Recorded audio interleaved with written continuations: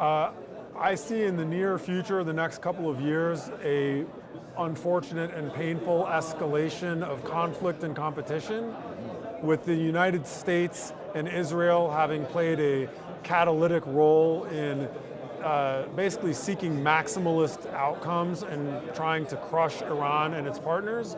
We're going to see a period of renewed violent conflict, and we're also going to see downstream conflicts. So in general, we have our eyes focused on the big wars, Palestine and Gaza, the Iran file, but downstream, they're going to be also northeast Syria, perhaps in the Kandil Mountains here in Kurdistan, in Yemen, and in other disputed areas. We're going to see actors who are going to try and step in and fill new vacuums and compete violently to establish either new forms of control or new political systems.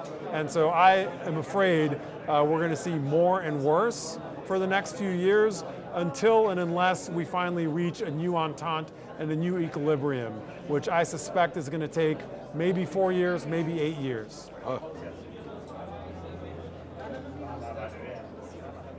If you're asking whether I expect a redrawing of borders, I do not. I actually think that the existing borders of the nation states in the Middle East are relatively secure and stable. What I expect is violently contested political rearrangement. So for example, I don't expect there to be a new independent Kurdistan or new independent countries that actually have sovereign borders. But I do expect, like in the period from 1914 till the World War II, a lot of contest for what kind of systems we'll have. Pluralism, dictatorships, ethnic conflict, all these things are going to be relitigated.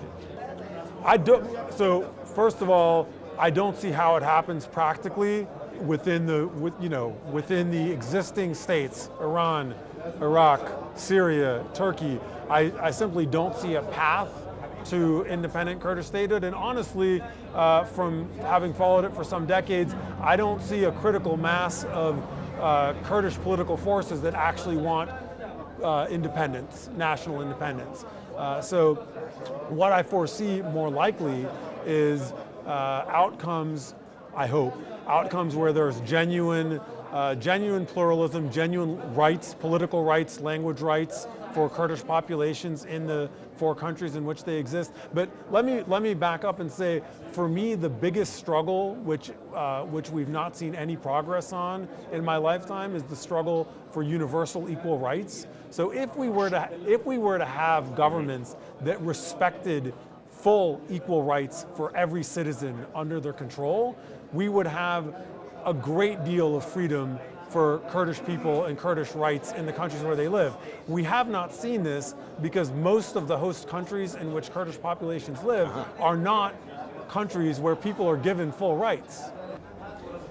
So the best solution would be a political agreement in which Turkey respects the independent rights of Kurdish people who live in Turkey as well as in Syria, and come to an agreement where they have a political recognition with the Kurdish leadership in Syria.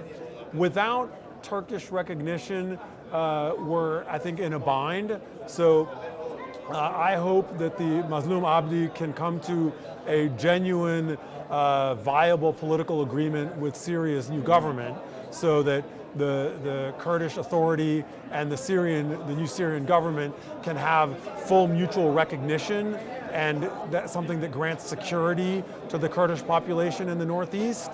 And that will have to be done with some sort of either passive or active buy-in from Turkey. Are you saying that the ideology that denied coexistence was existing under Saddam or after Saddam? If I understand your question correctly, let me say 2 things. So the first, my view, which is perhaps unpopular among some of the Iraqi political class, is that a viable, long-term, and healthy Iraq would have to be based on universal legal rights for all people who live in Iraq. The rights cannot be based on sect, cannot be based on religion, cannot be based on ethnicity. There have to be fully vested rights for every individual Iraqi, but that's not the order we have. Okay, so the order we have is essentially based on sectarian rights and communal rights. And once you have that, you're always it's always problematic. So your question is, how should Kurds in this current system advocate for a just order? And personally, I think it has to be based on universal rights, because what are the rights for a Kurd who lives in Baghdad versus for a Kurd who lives in Kurdistan, right? Do they have different rights, whether they're in federal Iraq or in the KRG? It doesn't make sense, right? There should be one regime and one order, but we know in practice there is not, and we know that in practice there is not full mutual respect in every situation for members of different groups. So we know that there are situations in which a Kurd is a second-class citizen in Iraq. That's unacceptable, right? There should be no second-class citizens in any part of Iraq and from any origin. That's not the case today. It could easily be the case, right? It's a simple correction to the Constitution, and then you would figure out how to implement it in revising various laws. It could easily be done if it were the goal of the political class, which today it is not, but maybe one day in the future it will be. You say Kurdistan is a stable island in the region. I say Kurdistan is part of the region and suffers from all the same instabilities of the region. It suffers from internal political struggles, sometimes violent. It suffers from inconsistent rule of law, extreme corruption. So the problems of Kurdistan are not different than the problems of the region. They are the same. Now, at its best, Kurdistan has managed to navigate these problems since 1991, mostly peacefully, but not entirely. There's been lots of violence inside Kurdistan as well. So what we can take as a leadership role is Kurdistan has set, I think, a very good example of having relations with all powers, finding ways to be diplomatic with Iran, the US, Turkey, Baghdad, with all the different governments, and at its best, finding a way to be to engage in conflict resolution peacefully. زۆر زۆر سپاس کاکە. زۆر سپاس.